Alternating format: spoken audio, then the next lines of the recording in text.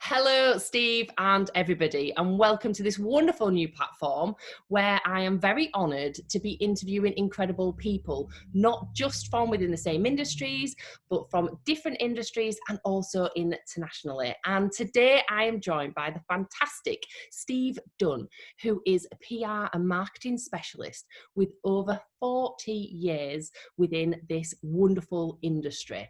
Now, Steve, at just 24 years old, was head of corporate communications for British Telecom, who are the UK's second largest company. Then went on to be head of PR and communications for HSBC and global communications for South African Airways. Then there's this amazing wealth of career achievements in between. And today, Steve is the CEO and founder of Digital Drums Limited. Now, Steve, what a CV that is. How are you? It's great to have you here.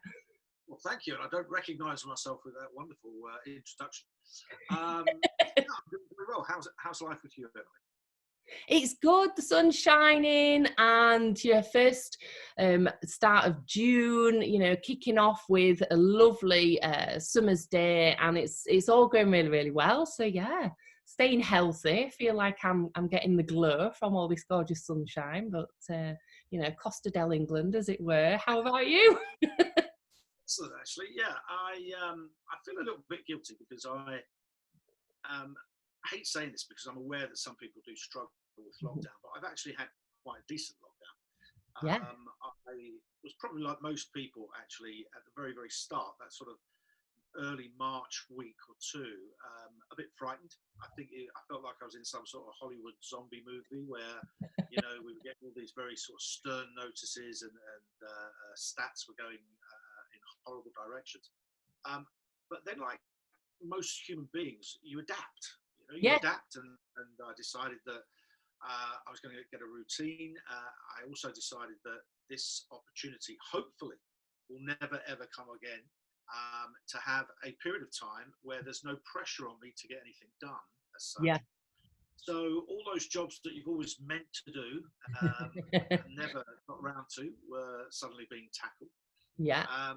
And I think the key was getting the routine. If you get a routine, so I run anyway, but I joined a scheme that because I'm a social runner, I was never motivated by running on my own. So I joined a scheme that incentivizes you to run on your own.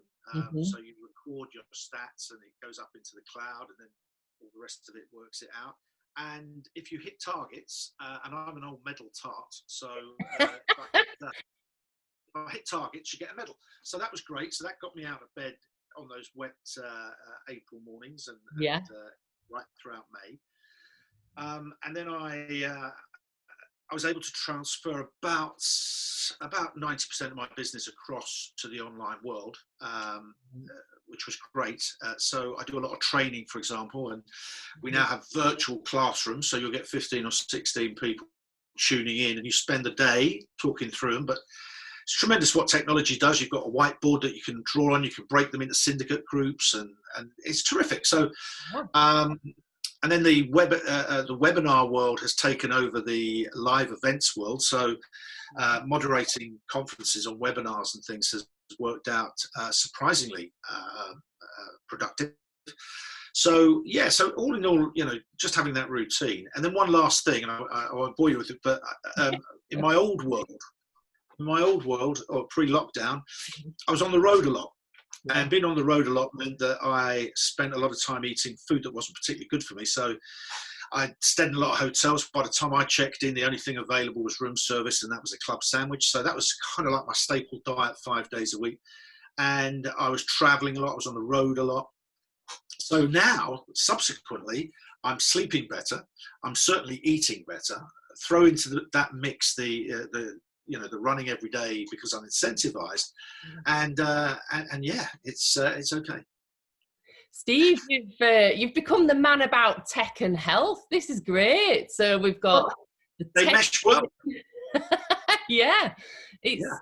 I think that it's a nice place that you're sharing with us about, and especially that running where you a social runner, but because you don't want to just do it in isolation, but you get to create a community, if you like, for yourself by getting the medals. And I think a lot of people do resonate with having something that, albeit technology driven, it still allows you to be part of something and it's impacting on your health. I mean, was that the plan from the onset, that you wanted to do something like that, or do you think you've kind of found that you've gone into that way of working because of lockdown? Where would you say that it presented itself? I think some of it's in my personality, you know, a bit like you. There are people that, you know, we just got to get on and do things. I would never be a couch potato. It's not in my DNA, I don't think. But so my wife was really seriously concerned that I wouldn't make it past the first week of lockdown before something crazy happened. So I think she was quite concerned, and very, very early on, I decided that I'm not going to wallow in this. I'm not going to sit there fearful of what's going on. And for the very first time in my career, in that first week when lockdown was seriously scary, I'm a news junkie because of the business I'm in. So I've literally got the news on in the background at all times. Well, I cut all that out, and I remember waking up one morning, and the very first thing I do on a morning is reach for my phone and go through all the news channels to see what's broken overnight. And I decided not to do that for the first 15 minutes and just listen to the birds outside. And I remember envying them, because we've got a sort of nest of sparrows that live in one of my trees outside in the front lawn. And they were chirping and squabbling and doing what they're doing. And I had real envy for them, because it was just another day for them. And I knew that I was going to have to tune in and just see this carnage that was happening every day in the news. So for the very first time in my life, I took a deep breath before I turned the news on. And you realise then that this could seriously affect you. So that's where I decided, well, I'm going to have to ration the kind of news input I'm getting so that I don't let that overwhelm me. And then the second thing is I've got to get a routine. And if you get a routine, and it doesn't have to be repetitious, the same thing every day, but you have a routine, life just starts, I don't know, it just gets under control. And then once it's under control, your stress levels come down and your anxiety levels come down. And so, I think that was all conducive. So I've built in work time and play time, for want of a better phrase, and relaxation and everything else. And try to stay away from Netflix binges and all those things that are far too tempting to just ease into and slide into. So it seems to, for me, it seems to have worked. It's not everyone's approach, but for me, it's worked. That's great. I think what you're sharing with us, it's very much about having that discipline and that balance. And you've created a routine or a discipline within your day, rather, that's you're totally in control of how much you're consuming of something, whether it is the news, whether it's Sam's Club sandwich, from the hotels, but it's having that, like you say, that keyword, that rationing. And I think that that's right at the heart of having getting to the end of a day, rather, where you feel that you've really allowed what does and doesn't come into the fray. And I really think that that's some healthy, for your mental well-being as well, but that's a really healthy approach, Steve. And I think that a lot of people will benefit from just really focusing in on that and having that discipline and having that balance to what you absorb. And especially where you mentioned about the news, and normally that's something that you would just have on 24/7, but actually taking that time to say, right, stop, here's enough, I just want to have this amount of information come in, I'll digest that and then work with that. And is that something that you think you would take beyond lockdown as well, in with that approach? Well, I think my life would change after lockdown. I think all of our lives would change after lockdown. I deal in news, so I probably will have to go back to the 24 rolling news, because half the job for me is to advise my clients on what to react to certain things. So rationing of news might be a slightly difficult thing to do.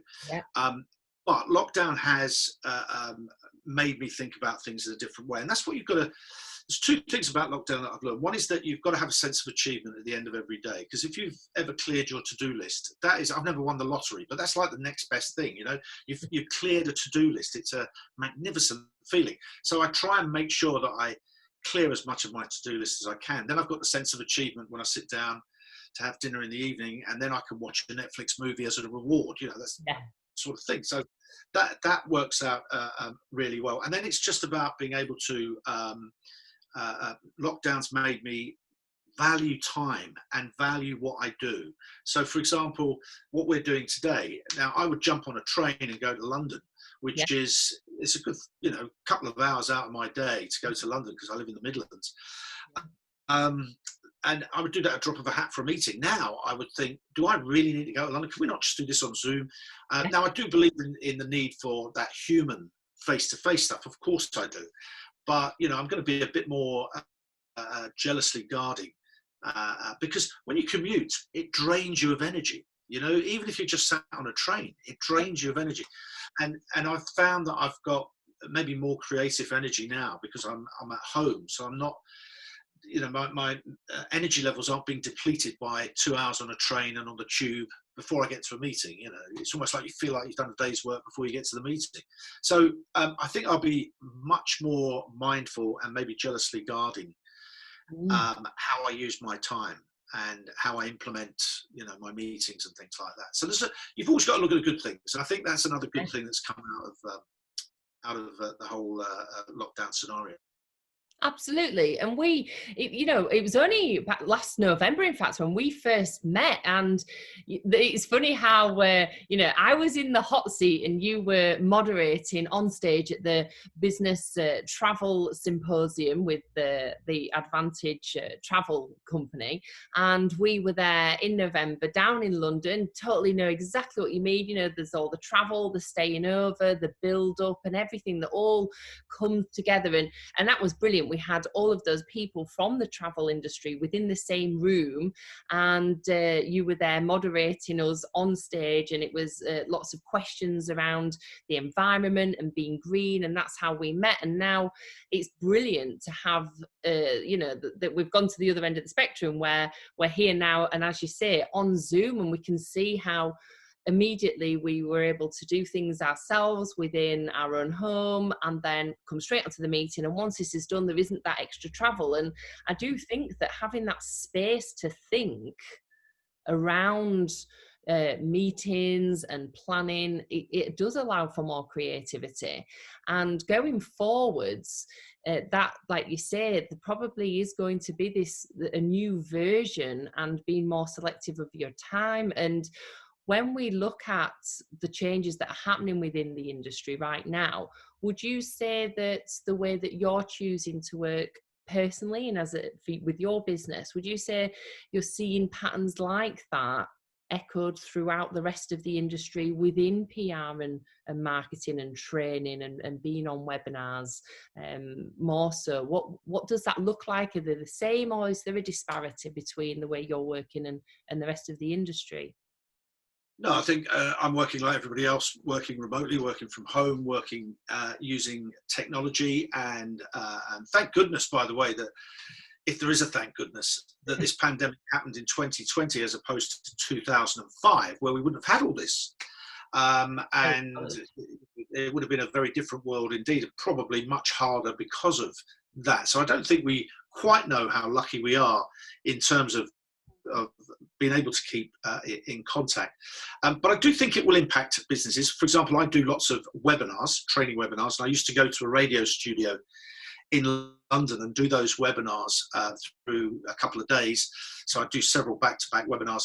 That won't happen again. I'll do them from here remotely. So there's no need for me to go into London. And I've already said that to the organisers, and they're all okay about that. Yeah. And that means that, you know, there's cost savings for them because they don't cover my fares and all the rest of it, but they also can probably get rid of their studio. And I think there'll be lots of businesses where, you know, my own daughter works for one of the big utility companies, and she's already said they're now asking, do they really need all this office space? Yeah. Because certain divisions like the accounts department and people like that, they can all work remotely. So I think we're in for a bit of a subtle change, but quite a sweeping change when we go back. Do we need all that sort of property? Do we need commuting in the levels it is?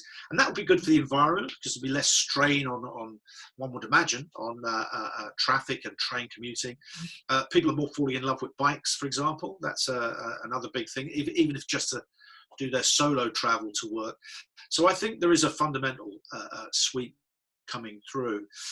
However, having said that, the conference you were talking about that we met last November, I don't think they'll be a thing of the past, because I think people do need that networking facility that technology just cannot replace.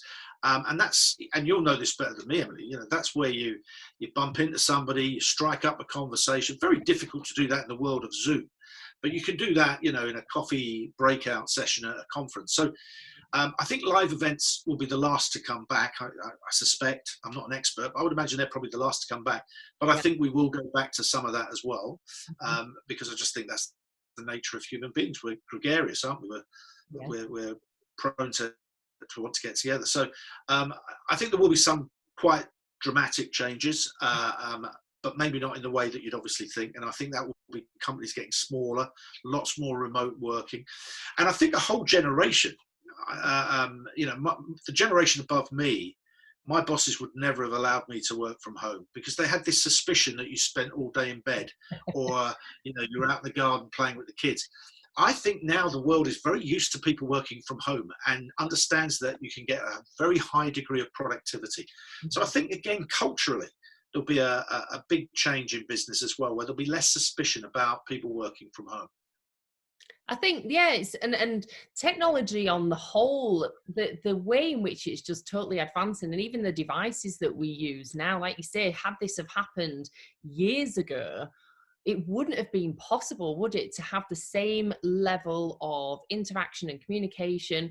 And I think that some companies they've been in that position where maybe there was that nervous anticipation of having something like this happen within their company, where everybody was working from home and going online. But because they've been thrust into the situation at such speed, I think a lot of businesses are spending time now, aren't they, thinking, hang on, do we need to return the way fully like that we did? And maybe, like you say, going forward, it's having the physical option as well as the digital option. And you know, it comes right back to stuff you were saying at the beginning, Steve, where you're talking about that discipline and that balance and what it is that we bring into our day-to-day lives. And I do think, you know, transfer that into a business world. And a lot of thought processes going into that at the moment, and conversations where companies are looking at how precious time is, and where do we need the physical, you know, face-to-face, human, you know, stare somebody in the eyes, you know, interaction, versus what can we do online and digitally. And I don't know whether this all comes back down to time and value of time, or are those decisions being made about money or health or well-being, or is it a combination of all of them? Where, you know, if you were thinking in terms of not just the industry, but striking that balance, what would you like to see the decisions being founded upon? Just time, or what other key factors do you think would be I think, for businesses to be pulling into the decisions that they choose? I think what lockdown has done is a great question, actually, because I think what lockdown has done, without us realising, is that, you know, you and I got together and we were talking about sustainability, and there's well-being, and there's all these various other phrases that if I'm being really honest, I thought a lot of people paid lip service to it. You know, a lot of companies talked about the well-being of their employees, but would still have them chained to a desk 9 to 5, expecting them to commute in huge distances and go through all the stresses and strains. And yet they talked about, you know, mental health and well-being. And likewise for sustainability, you know, a lot of companies talked about sustainability, but were they actively encouraging it? Well, if you really want to see the mental health and well-being of your staff improve, then allowing them, giving them the trust to work from home if that is applicable to their job, or even if you can remodel their job so that it allows them to do that. All I know is that it's had an impact on the way I sleep and eat by being based much more at home. And then secondly, obviously, sustainability goes without question. You know, if we're not commuting as much, if we're not occupying big buildings with air conditioning going at 90 miles an hour in the heat of the summer, burning up all that electricity and stuff, then that's got to knock into the sustainability. So perhaps when companies come out of this, they'll see their well-being track record, their sustainability track record, their good corporate citizenship track record head north quite dramatically, because they're building in this new way of working. You know, that's going to be something that I think, and when I worked in offices, I was very conscious years ago, but I never really thought about it. And I ran a lot of companies, so I was one of the drivers of it. It was how many more people could you pack into a space? So desks are getting smaller and smaller and smaller. Well, those days have come to an end. Now it's going to be, we're moving wider and wider because of spatial distancing and social distancing. So I think we have taken a big turn. I think we're all too immersed in, and don't forget there are colleagues that are furloughed, and they, you know, job prospects may be something that they're concerned about. So, you know, maybe people aren't thinking about the longer term benefits that I've just mentioned, but they will happen anyway. I think I don't think anyone has to work at it. That is going to come this way. So I like to think, I'm an optimist, so I like to think that there's always, you know, something good. Maybe nature's being reset here. I don't know, but you know, when we come out the side, maybe things hopefully will be a little bit better than when we went in. Definitely. And like you say, nature didn't know that there was a lockdown or anything happening in the human world. They've carried on beautifully so, and nature's still going through the seasons as it would have done anyway.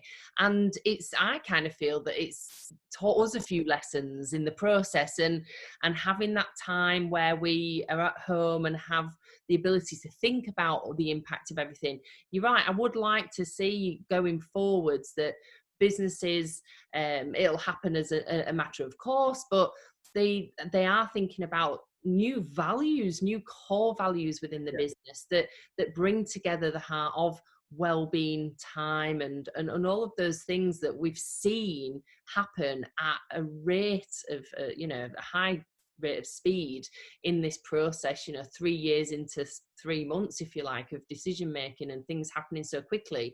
The CEO of Morrison said that they've never, that the changes that they've made within weeks, right at the start of lockdown, that might have not happened over years, but they've had to make them. And so things have advanced at such a rate as well. And I think that there's been some brilliant points that you've made there about how we are operating now, how we operated previously, and how we can operate going forwards, bringing like an element of both. And I think it's fair to say, we can share two sides of the coin. Just today as an example, we met in person, but we're doing this now digitally. We've done both sides of the coin, and it's wonderful, and I'm very grateful for both because they complement each other. It's the yin, the yang, isn't it? Yeah, and I think that's very true, and that's why it goes back to my point that I think live events won't disappear. I think they will come back because I think we're human beings and we need to have that level of interaction as well. But it's this, it's a catalyst. I mean, you just reminded me there of a very old saying, which came from, I think it was Lenin, who founded the Soviet Union. But he said that there are some decades where nothing happens, and then there are some weeks where decades happen. And I think that's what we've just been through. We've just been through, 10 weeks, which is the equivalent of maybe 2 decades of getting us to reshuffle and reshape ourselves. And whether that's how we approach sustainability, how we approach well-being for our people, how we approach doing business. Again, every business from now on, because of globalization, it's a horrible thing to say, but pandemics may well happen again in the future. And I just feel that we'll be better equipped for it this time, right? And so the good to take out of that is that, I know we can all comment on how it's been managed globally as well as in the UK, and everyone will have their views. But we can all accept, wherever you sit on that spectrum, that we've all learned something, and we won't get caught out again quite as this easily. You know, my business is now fully able to deal with this technological world, and we wouldn't miss a beat if we had to go back into it. And I think that would be most 75% of businesses would probably be able to have some sort of contingency plan, flick a button, and they're virtual. So I think, you know, you just got to keep looking at what we've learned and what we can take out of this, really. Definitely, for generations to come. And, you know, if I have to ask as well, what has been your guilty pleasure? What is it that, if you've had the opportunity, Steve, to indulge in during this time? And it's been great hearing. I think most is linked to food and drink, so you might be following too. I don't know. You might be throwing in left field here, but what has been your guilty pleasure during this time? Well, and it probably is left field, because I never ever did it. Never thought I would ever do it. And that is, I have a nap in the afternoon. I have a 20-minute nap. I unfortunately, I started my career as a 16-year-old apprentice, so I had to be at my desk at 7 a.m. every morning, because I worked in the city, and, you know, we had overnight sales things and all the rest of it. Dawn Raiders, I think they're called. And so I had to be at my desk at 7, which meant I had to be up at 5. So when you get up at 5 every morning as a 16-year-old, when you get to my ripe old age, you're still getting up at 5 in the morning. And of course, I was so busy, I'd be absolutely wiped out at the end of the day. But now I can have a nice guilty-free 15 or 20-minute nap in the afternoon. So that's my guilty pleasure. How I will get away with it when we go back, I don't know. But that's, and I've got to say, you feel fantastic after it. You don't want to go over 20 minutes, because then you get into a deep sleep and you feel pretty groggy. But if you can keep it within that 20 minutes, tremendous extra hour or twos of energy in the day. Brilliant. Oh, that's smashing. I do think that a lot of people, again, will be just going, yes, the nap, like reality of all of us that we're doing at the moment. And they are. I think the Spanish have got it right. They've had this siesta and we've all longed for it. And now we can actually have a little slice of that. It's quite enjoyable. I totally get it. You know, sometimes think, well, we don't have the time. We're much more industrious to get on with it and all the rest of it.